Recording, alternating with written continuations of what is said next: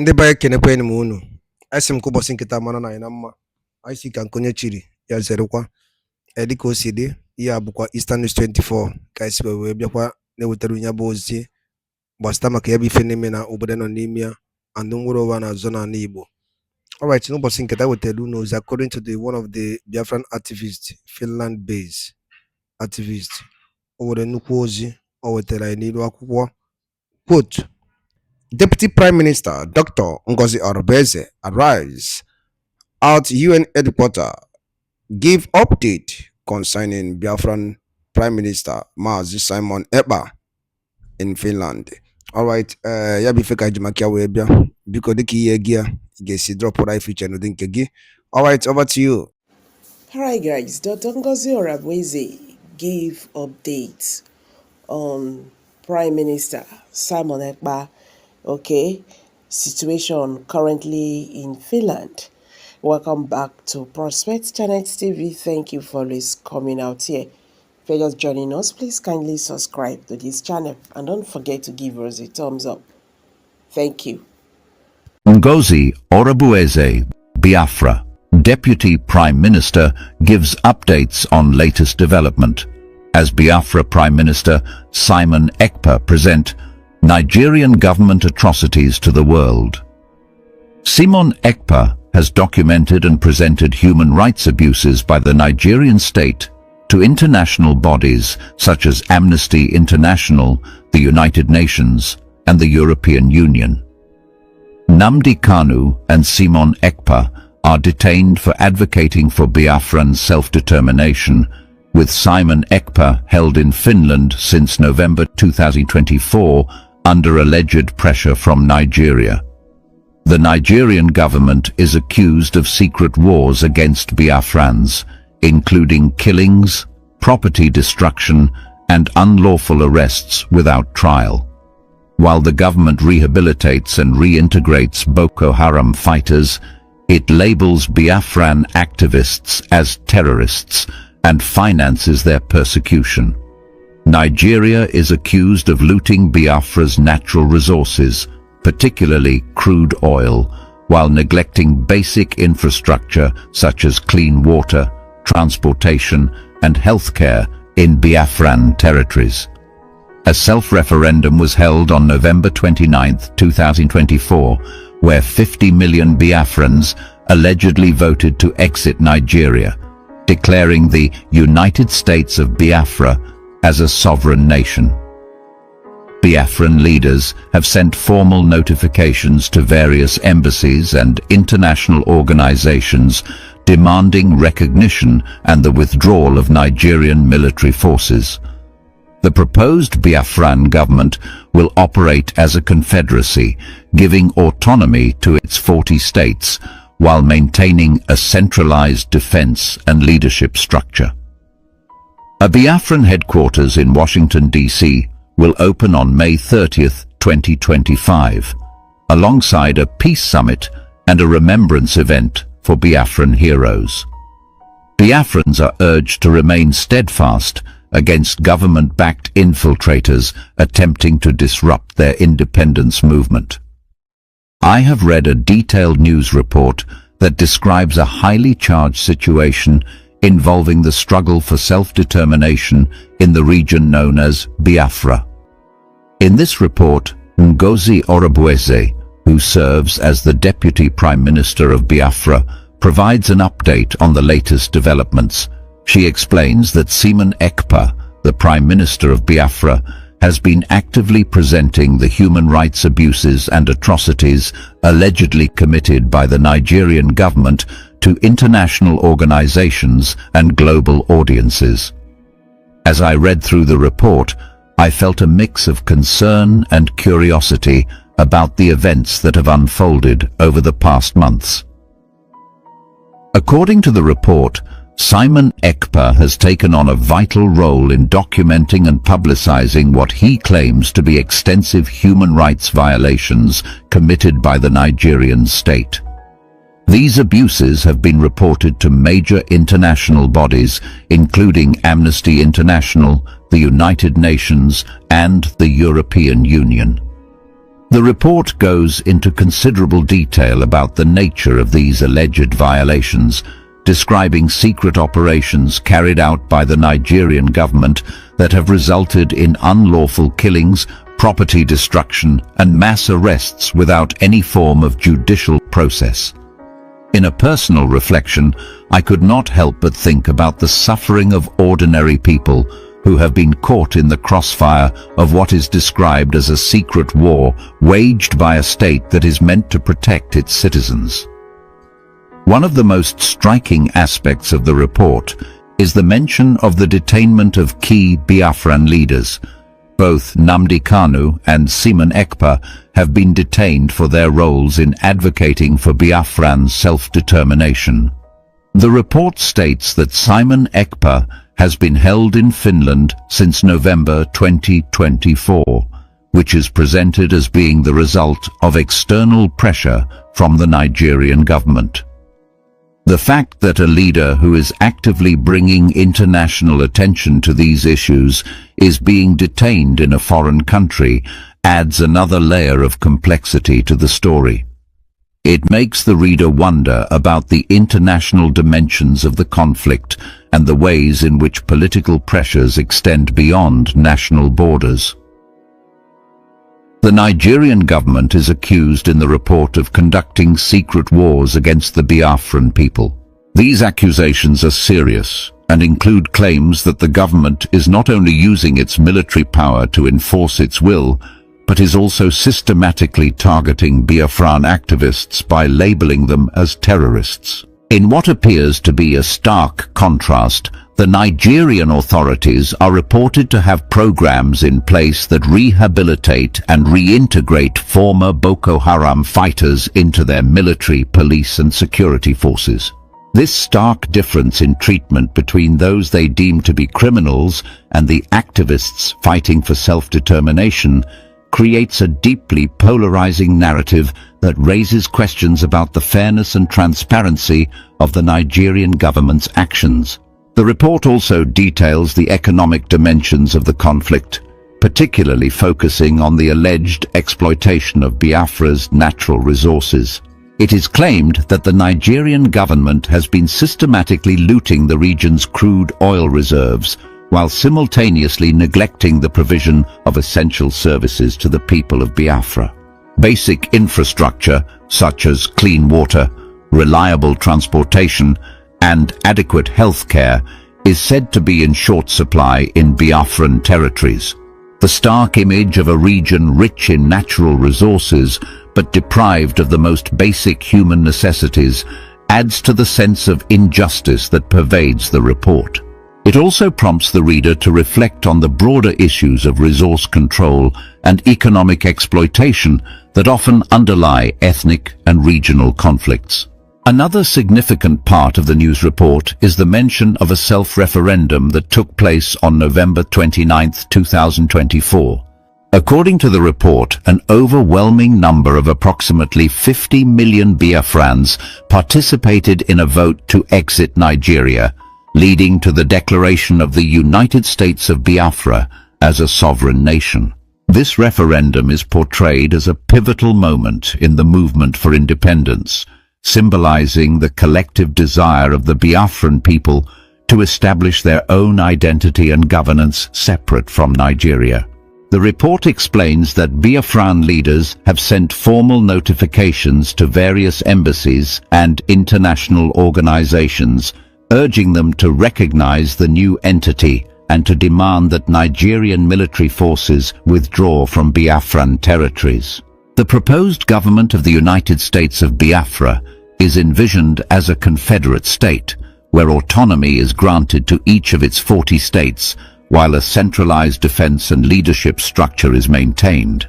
This vision, as laid out in the report, suggests an attempt to combine regional independence with national cohesion, ensuring that while each state can manage its internal affairs, there is still a unified approach to defense and overall governance. There is even mention of an official Biafran headquarters that is set to open in Washington, District of Columbia on May 30, 2025.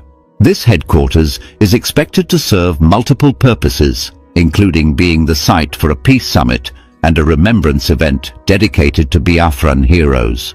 The idea of having a headquarters in a major international capital underscores the ambition of the Biafran leadership to secure global recognition and support for their cause.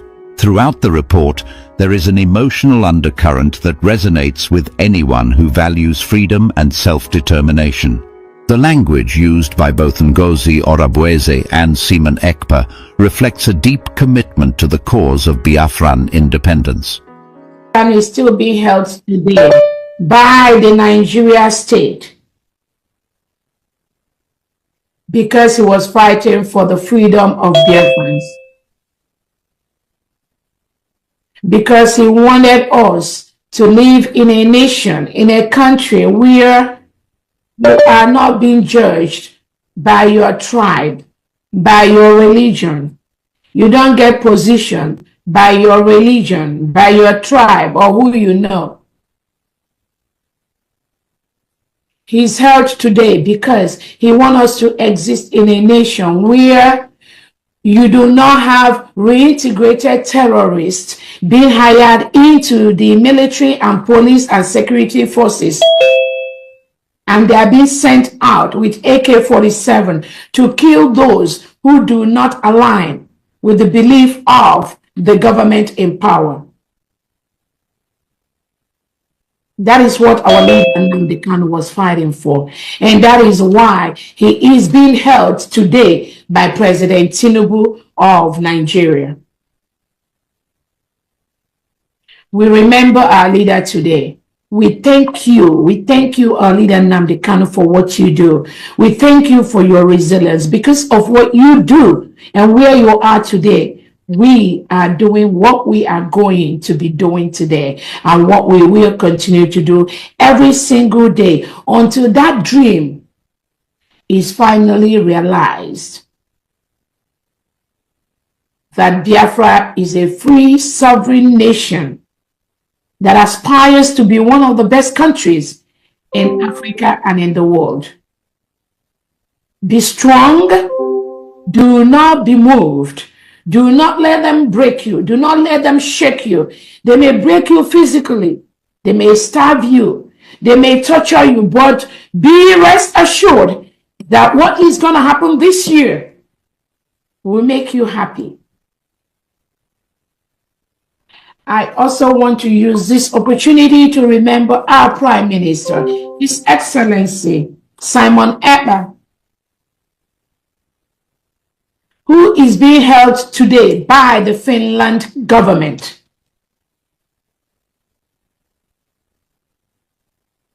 Our Prime Minister has done nothing except the same thing our leader Nnamdi Kanu is doing. Our Prime Minister has presented to the world the heinous crime, the maltreatment, the human rights abuses of the Nigerian state, documented not just by Biafrans, but also by international peace and human rights organizations like the Amnesty International, the OEAS, the United Nations. This has been presented by our Prime Minister, Simon Ekpa, not only to the Finland authorities, but also to the ICC, to the European Union, and to most world leaders.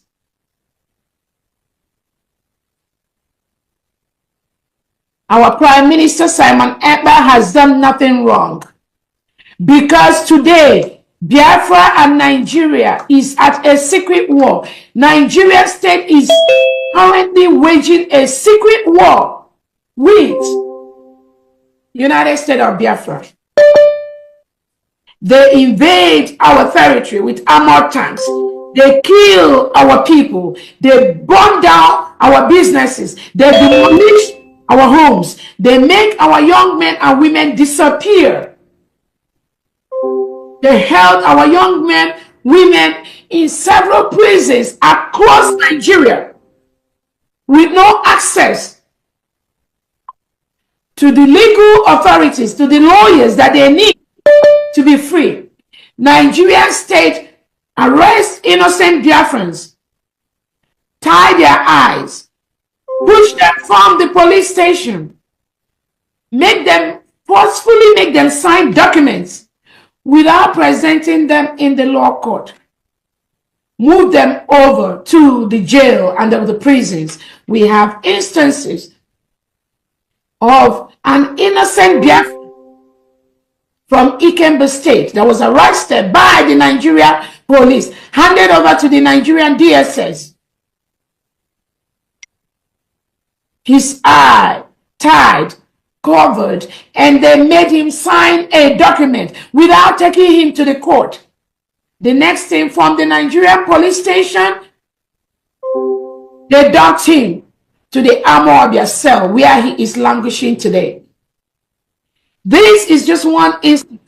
We have thousands of Biafrans scattered all over Nigeria in different jails across the country that have committed no crime except fighting for the freedom, for their self-determination in a country where the state rehabilitates, reintegrates non-terrorists like Boko Haram, like ISWAP, into the military and the police and give them AK-47.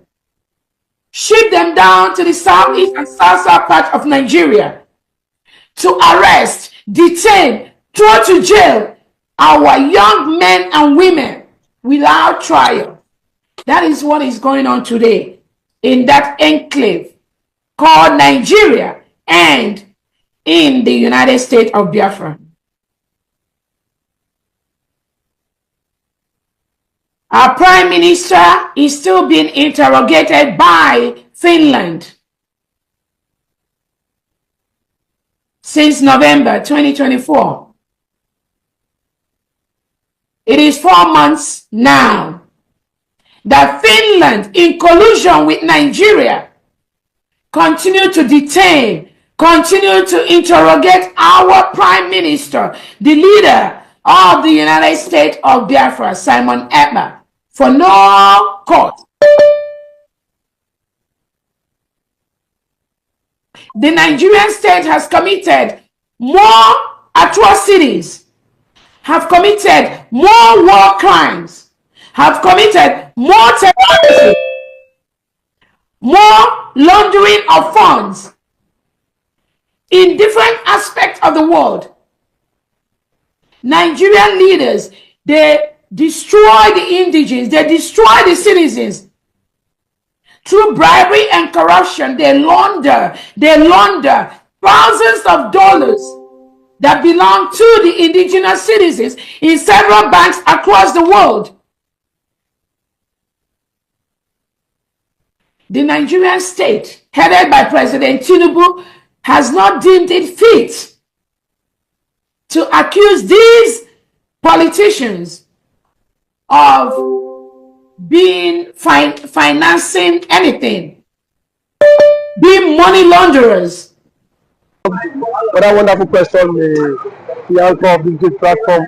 First and foremost, I want to say, someone has come out to say, or has outlined countless times that he said that the Nigerian government cannot win Biafra with a barrel of gold for the second time. Now when he said that, see, Nigerian government cannot win Biafra with a barrel of gold, it means that nobody needs to die for them to exit Nigeria. Now, Ojogun fought Biafra in a different dimension. Now, Mazen Mikanu did it via his own dimension. So Ekpa is taking it globally. And now we've seen world body recognize Biafra.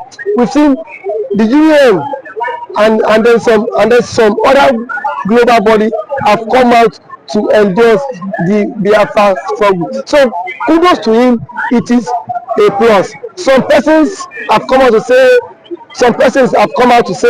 that Simon Ekpa should be discredited, the likes of Ohanes Ndigbo and that of the Southeastern governors. But my question is that you said Simon Ekpa should not be taken serious. Then who should be taken serious? The government who is not willing to protect our people? Is it the people who who have refused to speak up when the Igbo man has been marginalized in the country? Is it the same governors who have become a tools in the hands of their Fulani master? So for you to even have a character like Samonepa and Nnamdi Kanu to have come out to say enough is enough, that we are tired of this contraption called one Nigerians. It shows that these people have this mindset that see they can no longer be the slave. So for him to have even gone as far as to hire lobbyists that will speak on behalf of Biafra in the world in the UN summit, to me it's a plus, and that alone the voice of Biafrans will be heard globally, and the voice of an Igbo man is also being heard globally. Now let me take it back the line. When Southern Sudan and South Sudan wanted parted ways, nobody killed each other. Nobody go through the route of violence. It was done amicably. So Samonepa is doing it amicably for him to convince world leaders that this thing is possible, and why the government of the day, the present government of Nigeria, are not seeing it that way. Thank you. You can also to the government, to the Nigerian government, be worried about this. Why would they be worried? The same people have sent assassins to kill Samonepa. Now only he has escaped. So see, one thing about it is that the government of the day, they are panicking. There's panic. You know what it is now? So a particular tribe, or a major tribe, to exit your country. You know how an Igbo man is. You know the investment of an Igbo man is in the country. Now imagine in Nigeria without an Igbo man. Let's just imagine that. I mean, dominance. That means the outside man would now dominate virtually every government parastatals in Nigeria. So now the reason why the other man is still believe the ndị ba ngwadalụ dị nenu dịka unu si wee na-esoela anyị ka efi were ikwu gbasata maka ebe ife ndị a niile nwanne anyị dropụrụ anyị n'elu akwụkwọ, one of the Biafran activists dropụrụ anyị ka efi were ikwu gbasata maka ebe ife dropụrụ anyị fiche n'ụdị nke gị, your own reaction gbasata maka ebe ife ndị a niile nọ ngwa nke emesịa na ụmụnne m.